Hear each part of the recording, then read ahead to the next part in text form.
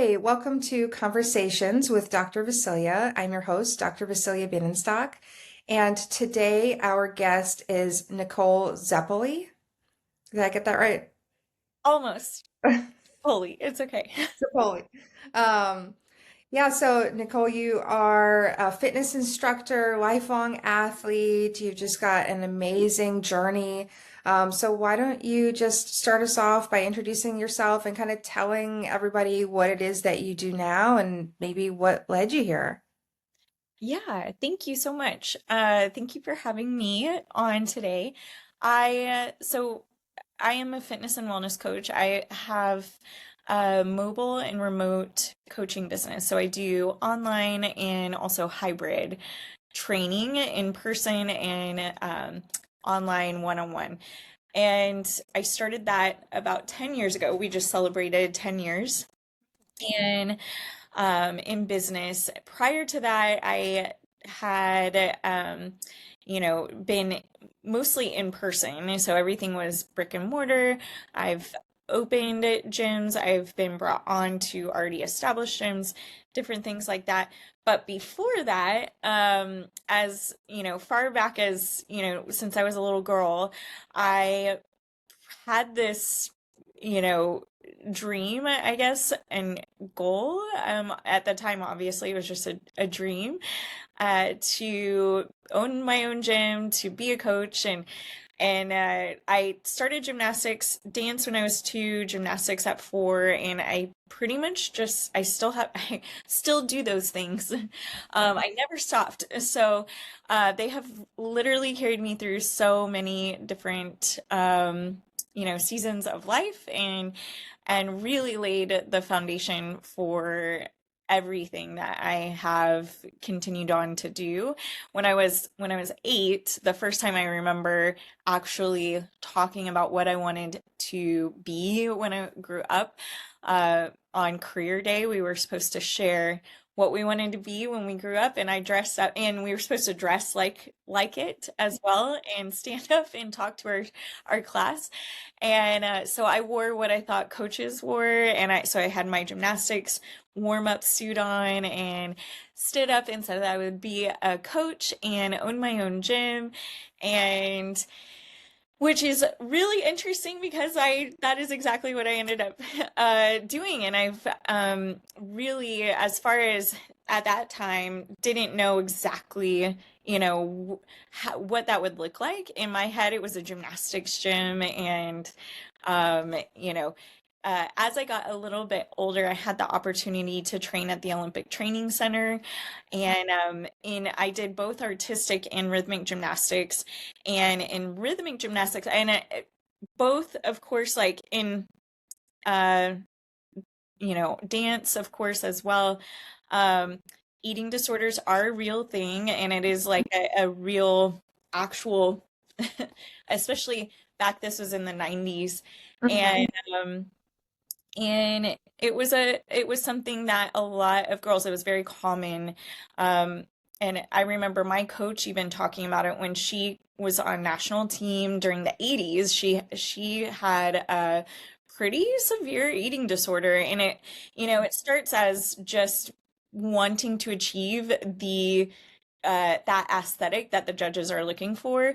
Yeah. And then, of course, and also, having some control in their life and over what it is that they're doing. But she was very open and shared a lot about what she went through and her struggles, which I think is what really, I mean, was very impactful in my own life, and kind of opened my eyes to, okay, yeah, definitely do not need to go that way. But it was also really, it was like it affected me a lot, having friends that were dealing with that. And it, it made, it made me really sad, but it also made me want to do something about it, because it was like I had this deep desire to um, make sure nobody had to go through that ever again. And Yeah. especially with athletes, female athletes. And so anyway, when I was at the Olympic Training Center, they had us we had to go to nutrition classes. And which was so cool, and I absolutely loved it. And that was really the moment when I had a lot of clarity over what I wanted to do. Um, what that dream that I talked about when I was 8 years old to really starting to kind of figure out the path and that purpose that I definitely felt like I needed to pursue and follow. And so yeah, that really kind of brought some clarity to where it was that I wanted to go. And that was when I was 14. So I was I think it was sometime between eighth and ninth grade. And and then it started my first mobile and remote coaching business when I was 19. Um, Oh, and, started coaching pretty young as well as I was still training, still competing. And then eventually made my way to uh, some different styles of training, like natural bodybuilding. I found CrossFit uh, when I was a few years, I guess about 7 years after I opened my first gym, and that was amazing. I was introduced to other styles of weightlifting, like Olympic weightlifting, and mhm. that I had never done before, and I felt like I should be able to pick it up really quickly. And there were a lot of little tiny, tiny nuances and details and things that, I discovered learning weightlifting, which was like this really interesting. It was just really cool to pick up a new sport, basically, and I ended up Yeah. competing in Olympic weightlifting, competed in powerlifting, and and CrossFit, of course, and so, discovered all these new ways of training and doing fitness and staying fit and healthy, but also building strength and having fun in the gym.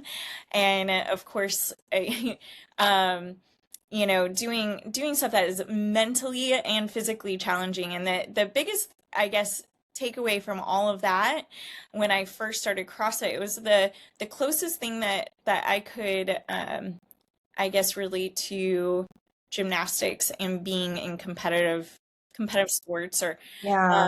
stuff like Makes that where it's it's more of that you're competing with yourself and Mhm. seeing what you're able to do today versus what you were able to do this day last year or whatever that looks like, but the mental fitness that you build and continue to just get stronger and definitely more resilient for sure.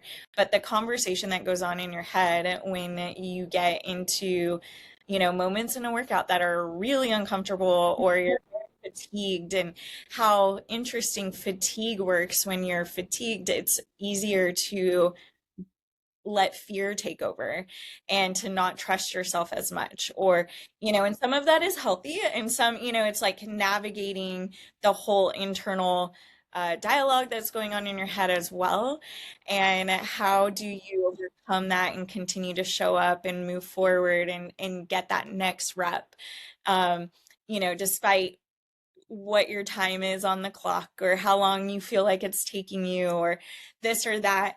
And then also the ability to stay focused on form and technique even under fatigue or you know Yeah. Yeah. yeah. It's like mind over matter, basically, in so many of those situations. It sounds like overriding what you're feeling and what you're thinking and pushing through it, basically. Yeah. Yeah. Yeah, and I guess like that was the biggest thing that stood out to me. Of course, I was getting stronger and I could see visible changes, but it was more the mental side of it that I was just, yeah. I'm Is like, that something that you expected going in, that this is going to build you in that? Yeah, I figured like there's so many things when we take on a big challenge that they end up testing us in ways that we didn't even realize were going to happen. yeah, for sure.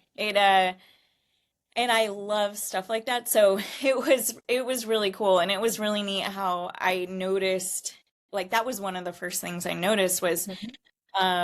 how, because I was going through a tough time at that time when I started CrossFit. And so being able to take my experience in the gym, how I was able to overcome that mentally and apply it to out in the ring. Wow. Yeah, like that's the way that you were able to handle your thoughts and the challenges there. You use the same, you kind of transferred that over to deal with like personal life stuff. Hmm. Yeah. Yeah. I can clearly remember the when it, like getting into a workout thinking, "Oh my gosh, like I don't know if I can actually finish this workout. This is maybe and then I end up finishing the workout eventually, and then you're like, "Okay, I just did that. I just did that." And I That's pretty definitely, cool. you That's know, pretty cool. That's a great feeling. Yeah, that like you did something that you didn't think that you could do for or even it had I'm sure there's so many moments like in things that are hard where we want to give up, where it feels like it's never going to happen or we're not good enough and just being able to overcome those and then see that you did achieve it. It's a pretty Mhm. amazing feeling. Yeah. Yeah. You know, one thing that you said that just stood out to me right away is that you achieved your childhood dream, which is like really actually pretty rare. You know, a lot of people don't, because sometimes our childhood dreams are like, I want to be, you know, a famous singer and like we can't even sing and we don't even want to do that later on. You know, sometimes they're like kid dreams, but a lot of people have a specific dream and then they let go of it. Like I'm thinking personally, when I was a little kid, I wanted to be a writer, a creative writer. And I went all the way into college into major in creative writing, and then I took this detour and I became a therapist and I did academic writing, and now I'm doing other kinds of writing, like self-help writing, and I'm like, oh, okay, like I am a writer, but like not in the way that I thought. Yeah. And I once worked with somebody who, like a news journalist, and she said when she was a little kid, she wanted to be a journalist, and she got there. And I feel like it's so rare to meet people that actually take that straight line and go there. Like in your experience, what was that like? Did other things almost pull you away from the dream? Or did you just feel like you kind of had this linear way of getting there? I don't even know. I mean, it definitely, I'm not going to say it's linear because my life has been through, I've been through a lot of adventures, but it's been the steady, constant Mm-hmm. um, thing in my life that I literally like in, it's the foundation and that, uh, I guess the everything that I am and had from gymnastics and that foundation and how Yeah. I've been able to carry that on throughout my life is it's really interesting because I feel like if I can articulate this well um the that foundation alone and a lot of what I actually wrote a book and released it this past year and I talk on the 6 shifts to living your strongest healthiest happiest life but the title of the book is live fit from the inside out Mhm.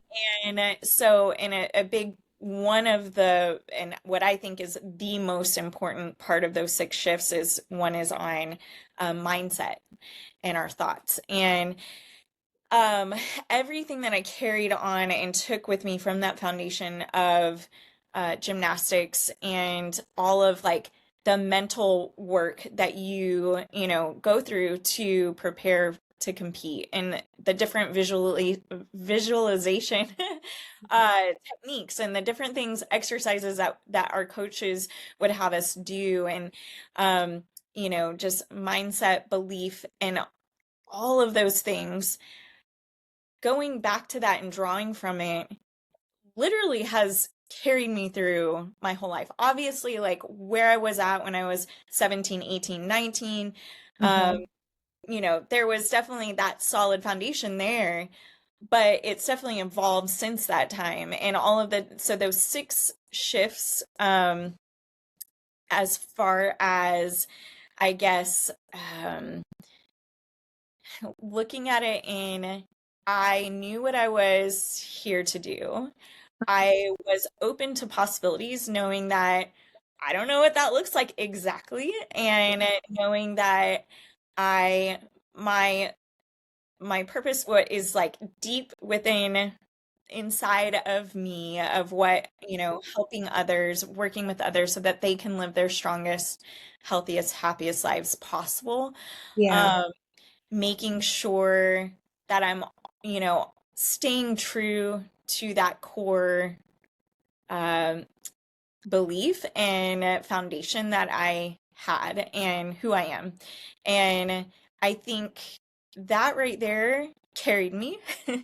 And Mhm. the 6 shifts that I talk about all throughout the book, um, that's like, we start with something, of course, like some layer of foundation of some sort, and then we continue to build on that. And the across time, as as we continue to grow, the things that I guess allowed me to realize that dream and continue to live, and move closer to that dream and then beyond, um, all come back to just simple daily habits, which I know sounds super funny, but it really is like it's like so many days across, years of just showing up in your life in what seems almost insignificant or maybe even boring to a No, certain you are so right. extent. And and so that right there, I would say, and I talk about when I talk about this book, all of the culmination of everything that is in there is pretty much my entire approach to coaching and how I coach my clients and athletes that I work with, but also what has literally carried me through my whole life and allowed me to continue to grow and, reach that next level of Nicole and continue to build on that. And then, um, and it's I really think it comes back to just those super simple daily habits, checking in with ourselves, making sure that we're, you Yeah. know, addressing those little things and then seeing how we can make improvements, not because we are punishing ourselves or we don't like a certain thing about ourselves. It's about who do we want to be? Who do I want to be this time next year, in 6 months, in 5 years, at the end of my life? Like, so, what are we doing today and what can we continue to do to move closer to that person, that future self? That is so Well, true. Even if it's a small step.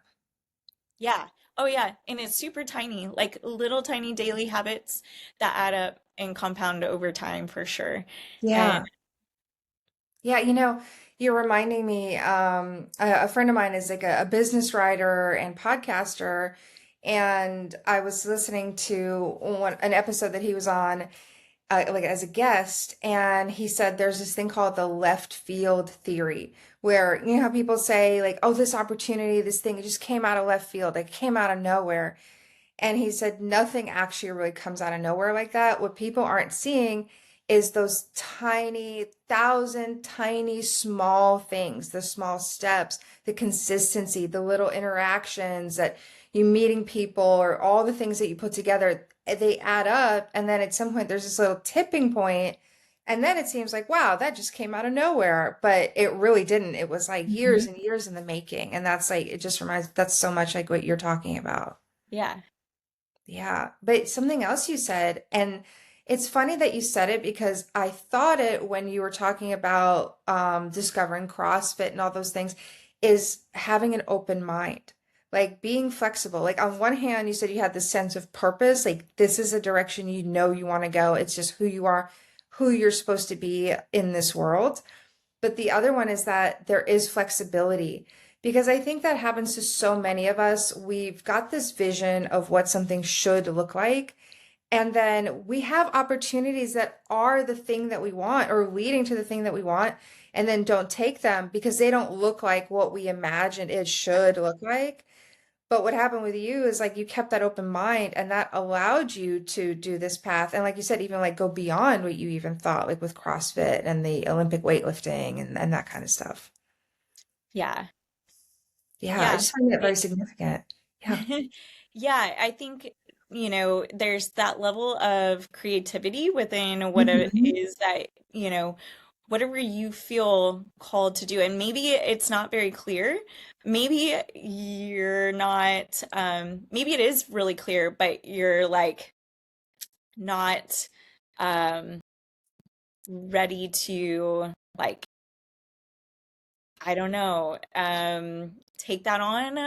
But I think that I saw something actually today about, and I loved it, being curious, you know, Hmm. curious, open-minded, and open to being creative in how you're able to do what it is that you love to do, and that makes a difference in the world. Yeah. And so the it's the what it said, replace fear with curiosity.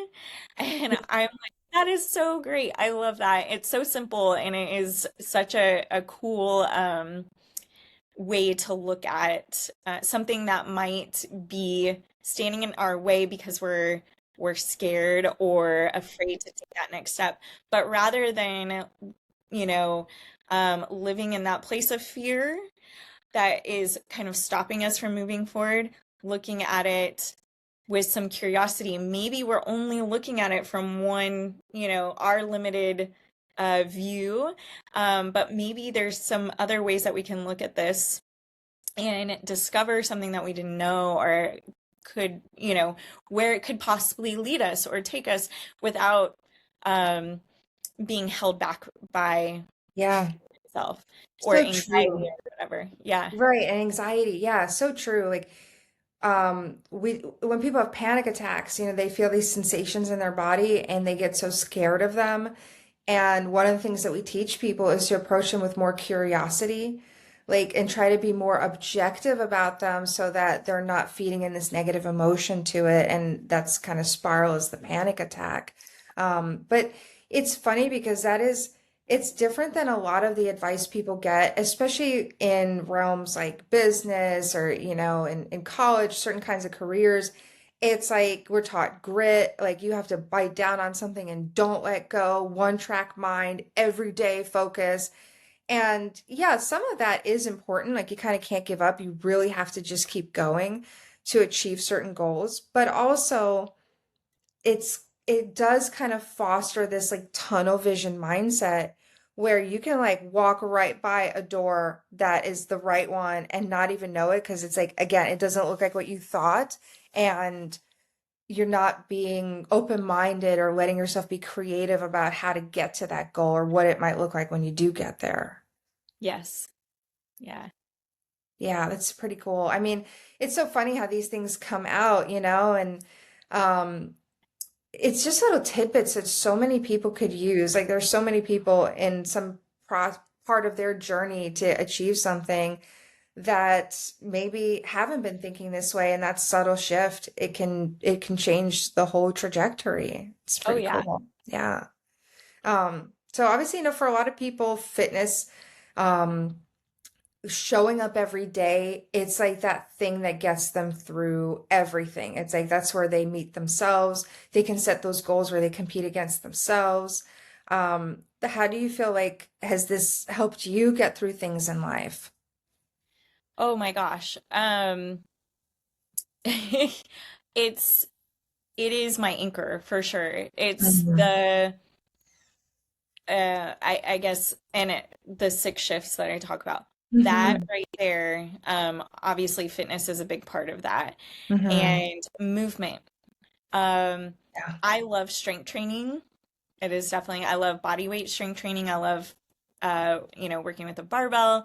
I love all of that. I love, but any kind of movement is, of course, better than no movement. Mhm. But the again, going back to the mental benefits that Mhm. you get, mental and emotional, like Yeah. everything, and everything's so connected to you. So, um, that that is huge, and the fitness, especially as a female, and going through all different seasons, all the different things that us ladies go through. Um, whether or not you have kids or not, like there are a lot of things that are, our bodies are, you know, they go through a lot of things. So the It's true. especially, if as far as like pregnancy, postpartum, um, and then getting like perimenopausal, Yeah. menopause, all of that. And then of course like just our earlier years, all of that is so important because fitness helps regulate all of those things. It And I does. Yeah. In menopause and everything. Yeah. Yeah, and the coolest thing too is strength training is by far the best thing that we can do Yeah. as ladies for sure. Strength training, especially as we get older. There is nothing wrong with cardio, but it is not going to give us the same benefits that, lifting weight is going Right. to. It's good because I hate cardio. Hate cardio. Yeah. But I like lifting weights, it feels good to me too. And you start to see those results and like feel proud or feel more toned and just feel stronger overall without having to like be breathless running, jogging, which I hate. Yeah, So exactly. I'm like, I might, decide if there's running in a workout, there better be some handstand work or barbell mixed in with it, then I'm okay. absolutely. I I'm just, know.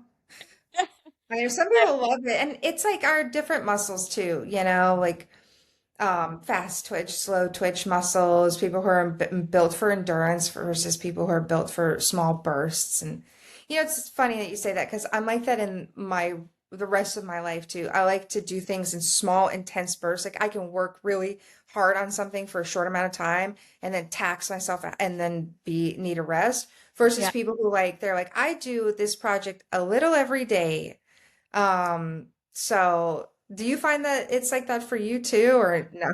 It is really interesting because I am definitely one of those people that I like to sit down and I'll sit for like, I could literally, I would much rather sit down for like 5 hours and knock something out where I'm Yeah, like full focus, like go to town, rather than do like a little bit at a time. But yeah, sometimes that's what, to be able to, um, you know, work through certain things or be able to accomplish certain things, that's the approach that we have to take. And we have to be able to kind of like, we're not always going to be able to sit down with like same.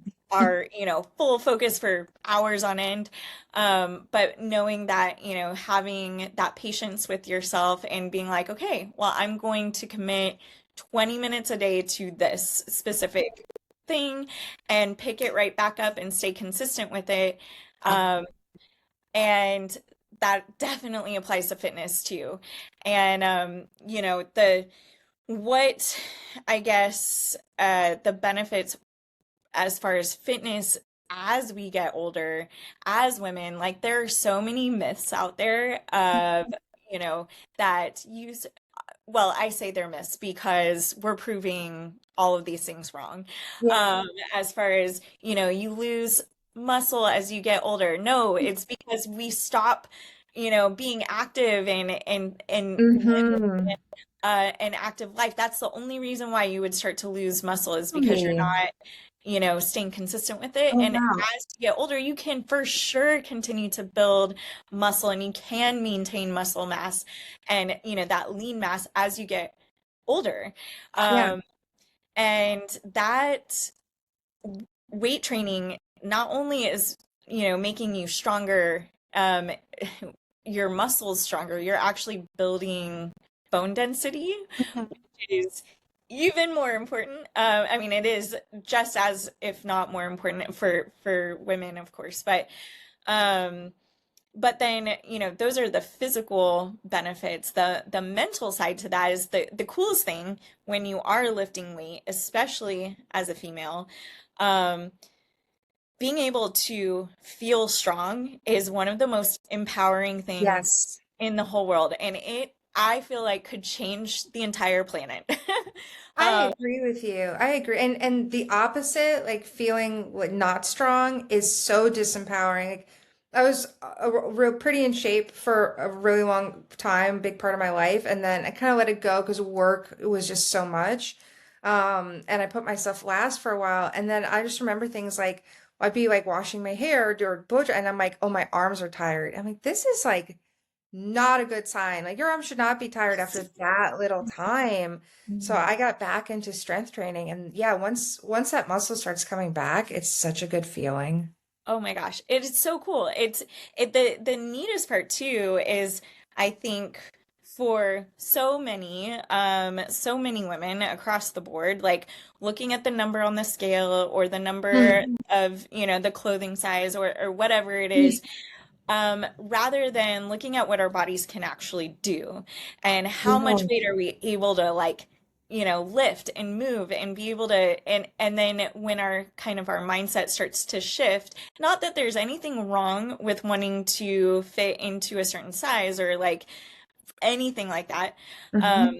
but the empowering, the amount of confidence that that builds and the amount of respect that Yeah. nurtures just is so powerful. Yeah, Um, like that you did that for yourself and you did it and you kept showing up and feeling respect for yourself for doing it. yeah. Yeah. Knowing that, yeah, you're like, holy cow, I just ran a mile. Wow, my legs did that, or my lungs, and Mhm. I am so strong. Or, wherever you're at on your fitness journey or weightlifting journey, or, being able to back squat a certain amount or do something that you never thought you could do, like maybe a strict pull-up or whatever Mhm. that is. Of course, like you are going to be getting physical, you'll be seeing actual physical results and physical benefits from that, but it's definitely the mental and emotional side that we don't really realize how powerful that can be.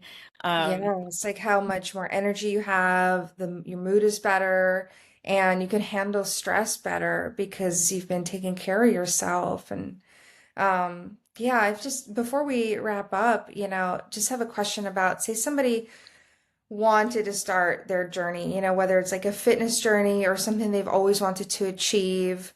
If they've said, I've always wanted to be able to run a mile or a marathon, or I've always wanted to start a gym or something.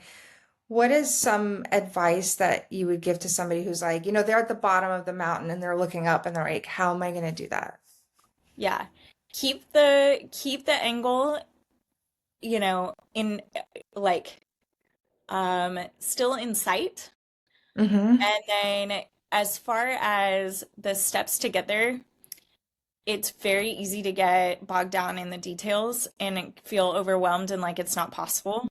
Um, and what I would say is the most empowering thing that I've like carried on with me throughout my life, and it seems so simple that it's like almost kind of silly, but I had someone, an older um, lady that was a friend of mine. She was maybe like 30 plus years older than me and this was back when I was 18, 19 years old, and I was going through some like an overwhelming time in my life, and she said, when I go through stuff like that, I think just do the next thing.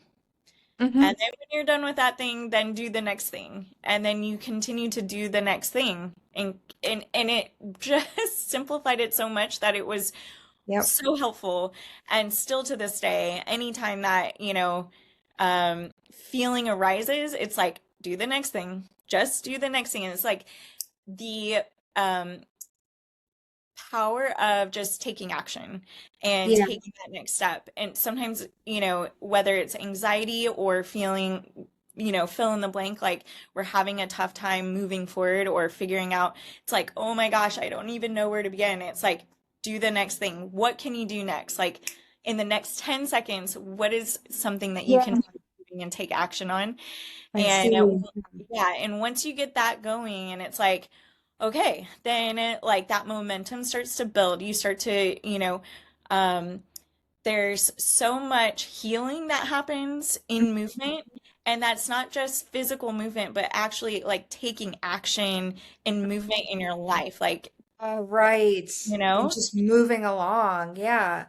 Yeah, it's like just focus down on what's right in front of you. What is just the next thing you can do? One thing. Don't think about the rest, and then do that thing. yeah, and the more you continue to move along that, you're going to get a lot more clarity around Mhm. what it is like that you were feeling overwhelmed about, or you'll discover something that you're like, oh, okay, so now I know how I'm going to attack this over here and continue, and so, but we won't know that until we continue to just take that, do the next thing, take that next step and continue to move forward, no matter how little it might look or feel Even if at it's a the beginning. really small step. Yeah, that is so true. And it's pretty amazing. Like, I just want to thank you for coming on here because it's so cool how these conversations evolve, right? Because it's like we don't even know each other, and we're talking, and then all of a sudden this conversation becomes about like what do you really need in order to achieve your goals even when things really get hard. And you're talking about, and people should definitely check out your book. Tell us the name again. It's called Live Fit from the Inside Out, and Okay, yeah, it's and it's it's the 6 shifts. Oh, that's awesome. Yeah, and it's the 6 shift. That's awesome.